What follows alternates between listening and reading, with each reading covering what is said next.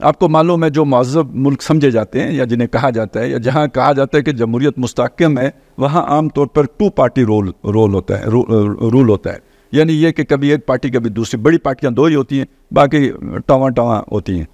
हमारा मुल्क जहाँ पे अभी जमहूरियत कच्ची है, शायद यानी पता नहीं 100 से ऊपर सियासी पार्टियाँ होती हैं और वो अचानक कोई ना कोई पार्टी सामने आती है। जैसे हमारे सामने अभी सुन्नी इत्तेहाद आया है, पता ही नहीं था किधर होता है सुन्नी इत्तेहाद, लेकिन ये कि अब निकल के सामने आ गया। वो इलेक्शन कमीशन के पास रजिस्टर्ड होती हैं, तो वो यानी बनाने का हक़ है लोगों को, सियासी पार्टी जितनी बहुत सारी बन जाती हैं।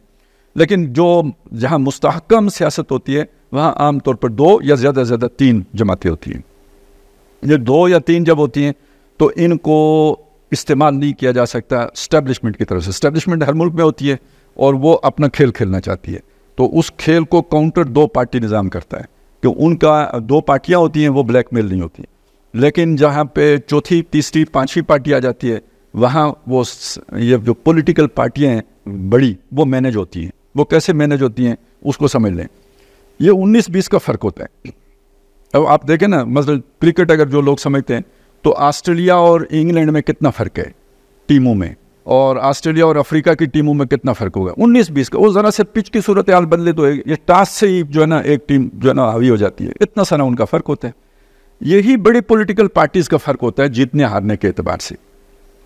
अब होता यह है कि एक छोटी पार्टी है और उस छोटी पार्टी के हर जगह पे हर जो वो क्या होती है इकाई, जो MNA का जो जहाँ पे इलेक्शन लड़ता है, कॉन्स्टिट्यूएंसी जो होती है, उसके अंदर कोई 5,000-7,000 वोट होते हैं।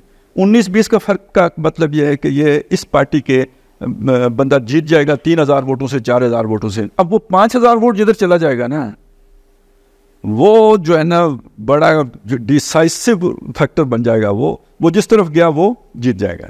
इसको कहते हैं जी पास्कू पार्टी।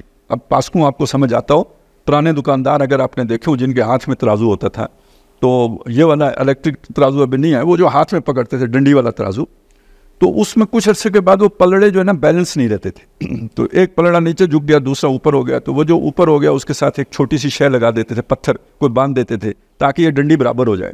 वो जो छोटा सा पत्थर बांध देते थे ना, उसको कहते थे पास्कू। तो 2 बड़ी पार्टियां हैं, पलड़े भारी, और उनके साथ एक छोटी पास्कू। अब स्टैब्लिशमेंट पास्कू जिसके साथ लगा देंगे वो उन्ना हो जाए, उन्ना समझते हैं, यानी वो उसका वजन ज़्यादा हो जाएगा, और उसका वजन जब ज़्यादा हो जाएगा तो वो जीत जाएगा। तो सारा खेल फिर उन इदारों के हाथ में चला जाता है जिनके हाथ में वो पास्कू पार्टियाँ होती हैं। लिहाजा ये पास्कू पार्टियाँ डिस्टेबलाइजिंग फैक्टर होते हैं, ये उसको मुस्तहकम नहीं होना चाहिए, इसे ज़्यादा पसंद नहीं किया जाता। ये कच्ची जहाँ पे जमहूरियत होती है वहाँ पे ये ज़्यादा पार्टियाँ होती हैं। लेकिन 2 पार्टी सिस्टम जो होता है ये बैलेंसिंग होता है इस एतबार से कि एक पार्टी की इजारादारी, मोनोपोली नहीं होती।